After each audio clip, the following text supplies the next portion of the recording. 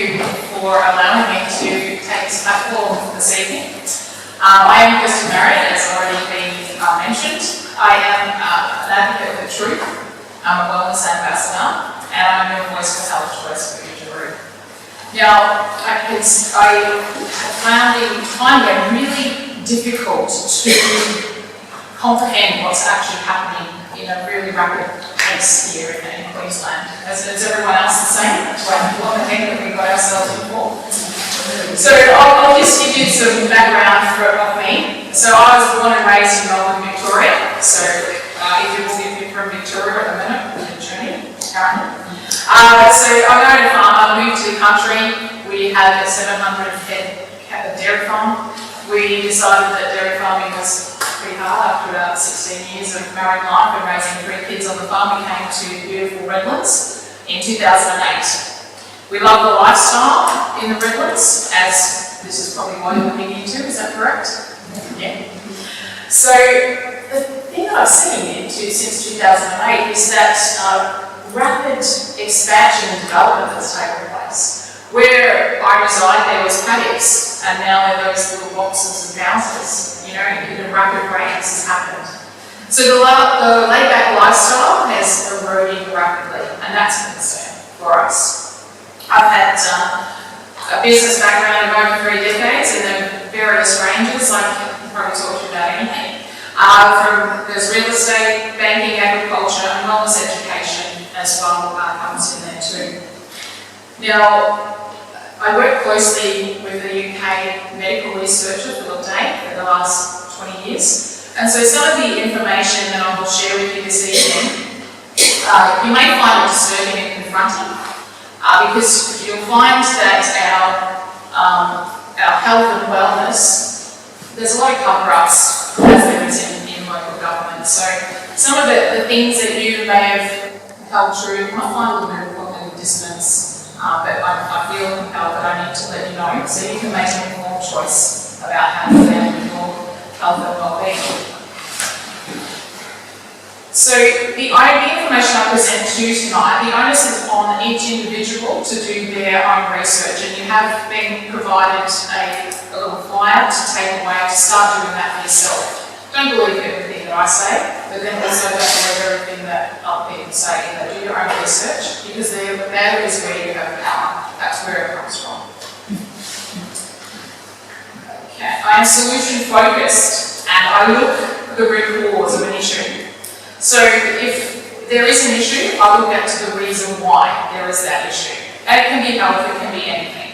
And I'm not a band-aid kind of a girl. I kind of like get it sorted, and let's find it so that everybody benefits from it.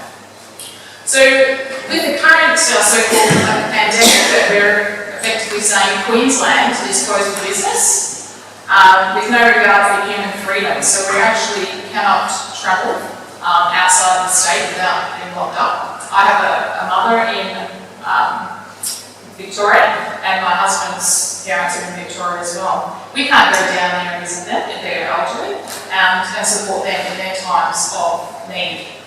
Or we can if we want to come back and spend 14 days in a prison cell, basically, effectively.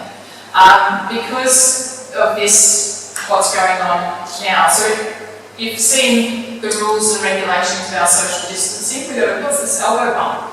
You know, what's this? We're being conditioned that our neighbour, our family member is a biohazard. And this is alarming. It's actually eroding the fibre of our community and their well-being. It's creating mental health issues amongst many people.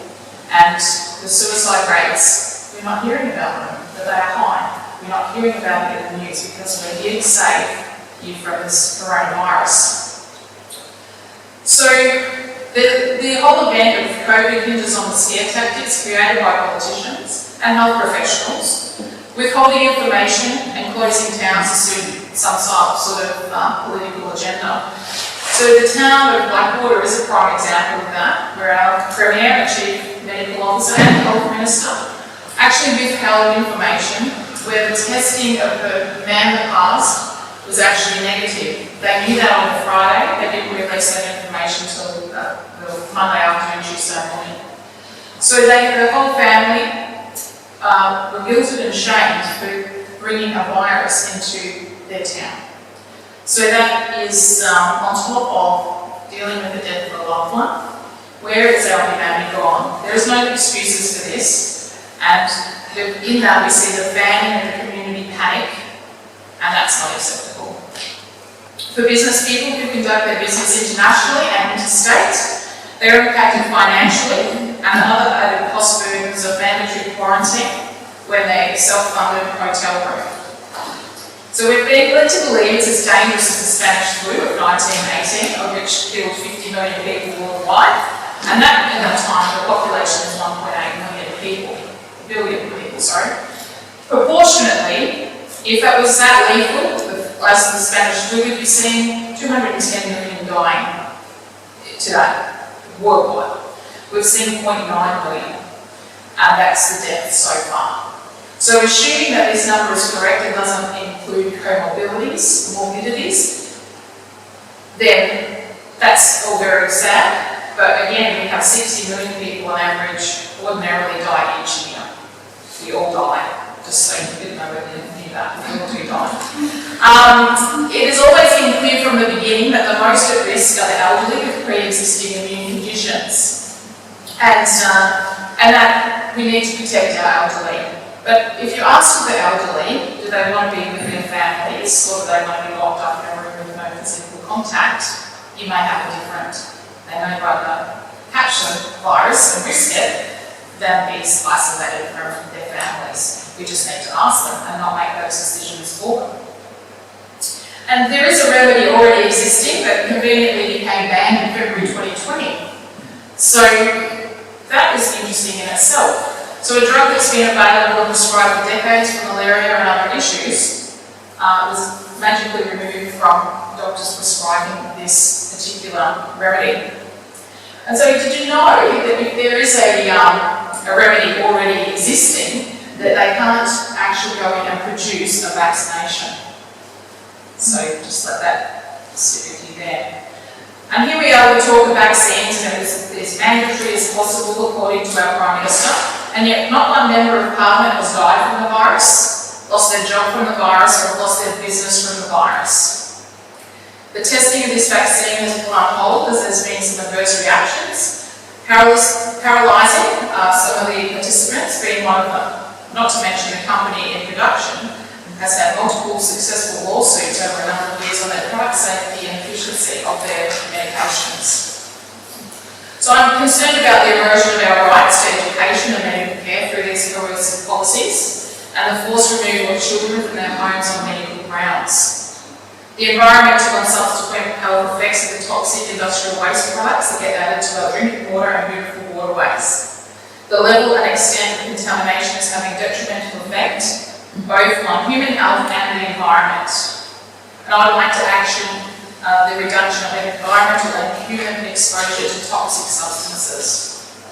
The destruction of natural landscapes for profit with little consideration of the environmental impact and the destruction of the balanced ecosystem that is home for our sea life and our native flora and fauna, all in the name of creating jobs, need to be seriously scrutinised. It's not all about jobs and growth when these jobs create destruction. The Greater Redlands is a place where we all live and enjoy the natural quiet lifestyle. When the elected are more interested in profits and benefactor margins than that of what the people hold dear, then we do have a problem. So when my children were young, I learned that some of the accepted routine medical procedures were not always the best way to support a healthy and robust immune system. I've experienced many health challenges with them, including constant illnesses, ear, nose, throat issues, skin issues, chronic eczema, hurdles with learning, some learning issues as well, and comprehension. So the questions started to arise about what's the safety of some of these well-known medical practices that we just line up without much information. And also suffered some health challenges on the way. So with many people questioning the effects of vaccination on long-term health, we're now faced with coercive vaccination policies affecting the rights to education and financial support. No jab, no play, no jab, no pay. This would impact on where we travel or if we ever travel or where we shop.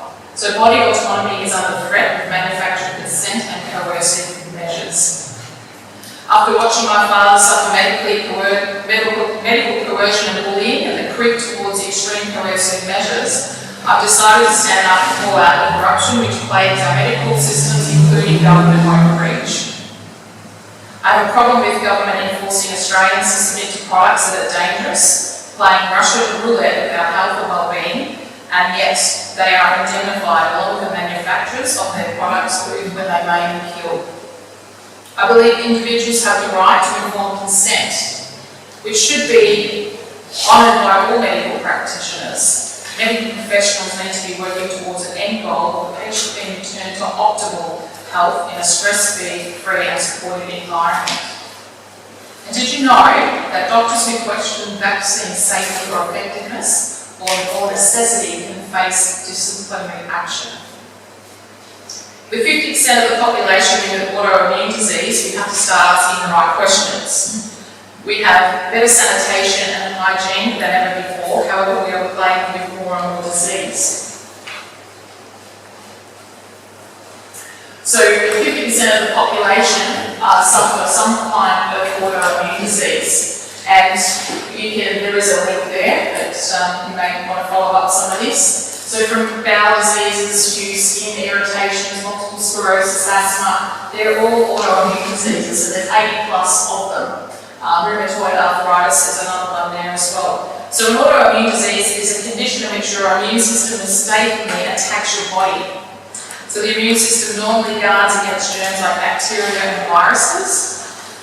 When it senses these foreign invaders, it sends out an army of fighters and cells to attack them.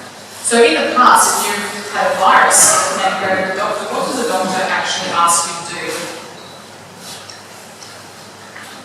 Go home, take a Panadol? Yeah. But now we are told that we're lining up for something else. So normally the immune system can tell the difference between foreign cells and your own cells, and an autoimmune disease, the immune system mistakes part of your body, like your joints or skin, as foreign. It relates proteins called antibodies that attack healthy cells, and the vaccine is actually considered a foreign entity. So how can this be so? It's a process called biotechnology. And as you can't patent a naturally occurring virus, it needs to be manufactured. So on the Gardasil vaccine, for example, it states virus-like particles or viral vessels. It is not the naturally occurring virus. Biotechnology is not immunology. A lab virus cannot replicate the same immune response in the body as a naturally occurring virus. Add to the mix of adjuvants, Thermosil, formaldehyde and aluminium are creating a load on the body, getting down a slippery slope fast of ill health. So here's the dose of the list of what we've got today. 1960, 13 doses, 1975, 19 doses, 1996, 26 doses. Now for 2018, 49 doses, add the 3 shots in there and got 49 doses. Now, to add to insult to injury, our Indigenous children are receiving an additional 12 vaccines from that dosage there, 49. So I believe strongly in supporting the Indigenous Australians and our Pondomoka people to have the opportunity to freely embrace their culture, traditions, including traditional medical practices. A better understanding of the complexity and importance of Indigenous law and culture is needed in closing the gap. So the argument usually is for vaccines that, they've brought it down. The vaccine is usually always introduced after the virus is left. And there are no safety studies versus the placebo. So some of the ingredients in vaccines are actually from aborted fetal tissue. Now I don't have time to go into that further, but that should alarm you. The actual biotechnology is actually a viral issue. I'm just going to skip through to Juna, because that's what you want to know. The questions, it's really embarrassing actually to live in the redlands for as long as I have, to not really know much about it until 2 weeks ago and go, how is this so? How many people here have heard about the Toondah Harbour issue? Do we need another 360 compact apartments here? Oh, is it more than that? So you got a couple of zeros off, that's even worse. So, yeah, so do people get notified in the mail? I just want to know, because I didn't get a letter. Right, and paper advertisements, is that in there as well? Yeah, I didn't see it. So obviously there's been a lot of canvassing of the population. So that needs tight scrutiny. We need to know to keep the bastards honest, basically. So basically, just to leave you with this final little statement here, you can't go back and change the beginning, but you can start where you are and change the ending. So then